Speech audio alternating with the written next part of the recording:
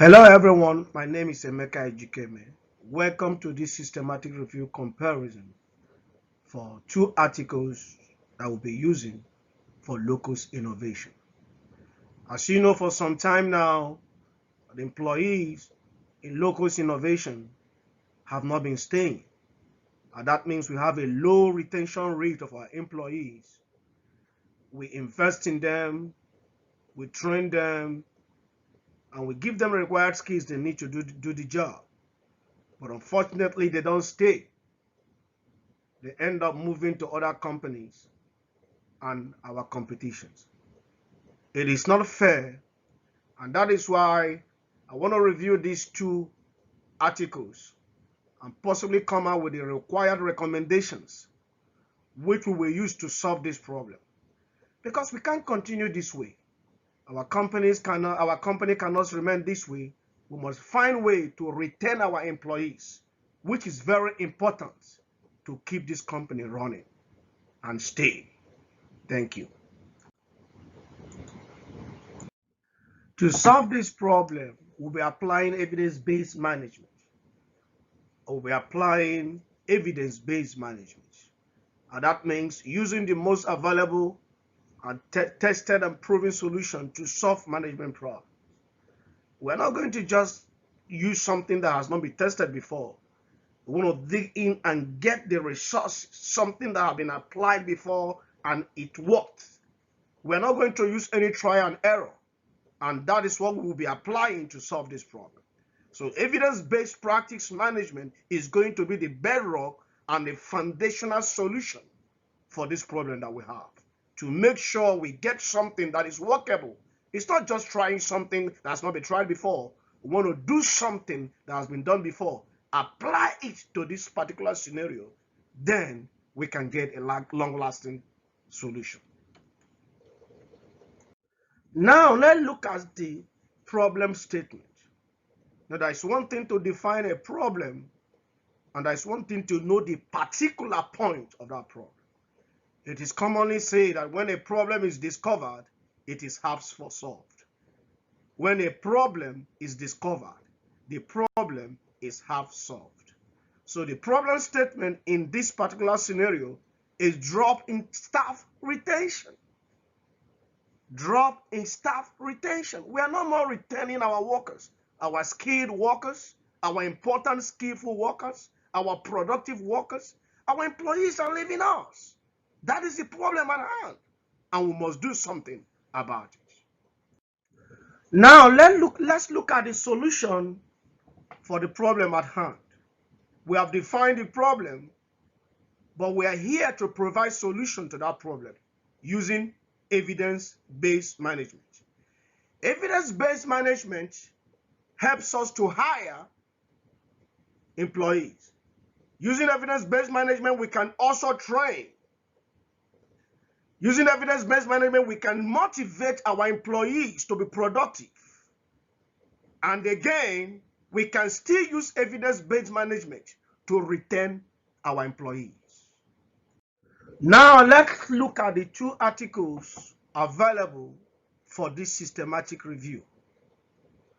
The first article is focused on flexible working and performance. Flexible working environment and performance. The second article focused on employee well-being and the HRM organizational performance relationship. These two articles will be compared, placed together, and then at the end of the day, the best article will be chosen. That means the best article that fits to this particular problem, that can provide the required solutions we are looking for. Let's look on the importance of employee well-being. The employee well-being is what determines how productive the employees will be in the company. It is believed that when you take care of your employees, they will take care of your company and they will stick with you even in the hardest time. So when we take care of employees, we take care of the future of the company. And that is why in this presentation, we'll be presenting some important points to make sure that we develop the culture of taking care of our employees so that they will stick with us, and then our retention rate will be upgraded.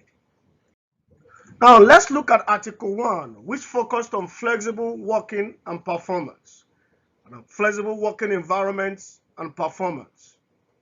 This article presents human relations and workplace environment as the major factors to achieve employee commitment and retention.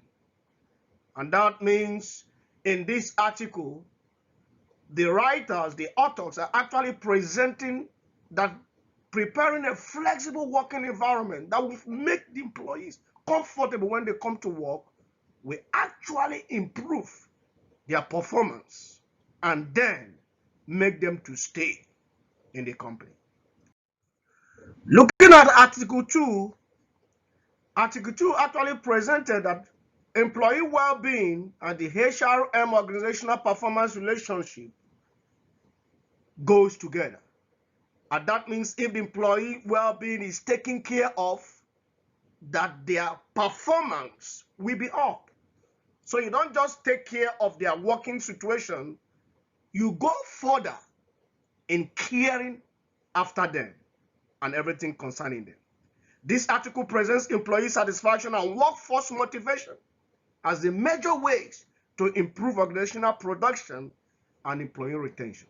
That means take care of employees beyond their working environment, and they will stick with you.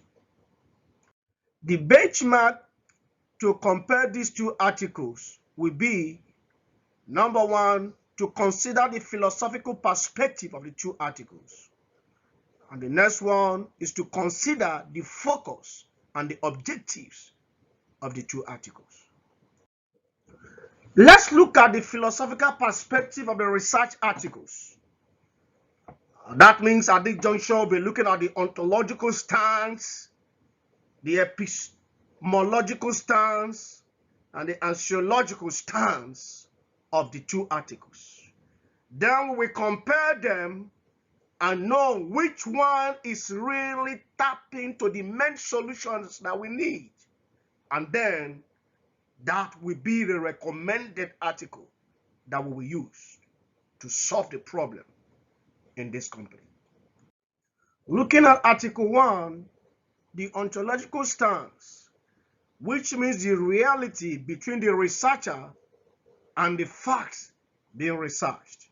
The reality. Here, Article 1 scored limited realism, while Article 2 scored full realism. In epistemological stance, which means separating the result of a research from a common belief. That means separating the discovery of a particular research from a common belief. For Article 1, the score was positivism. And then for Article 2, we see here that the score is realism. For the axiological stance, which means the judgment between the values. The judgment between the values. Here, Article 1 has interpretatism, while Article 2 have realism. Now, let's compare the focus and objectives of the two articles. For Article 1, focus. Flexible work conditions, work and life balance. Objectives. Increasing employee performance, productivity. Encouraging employee loyalty and retention.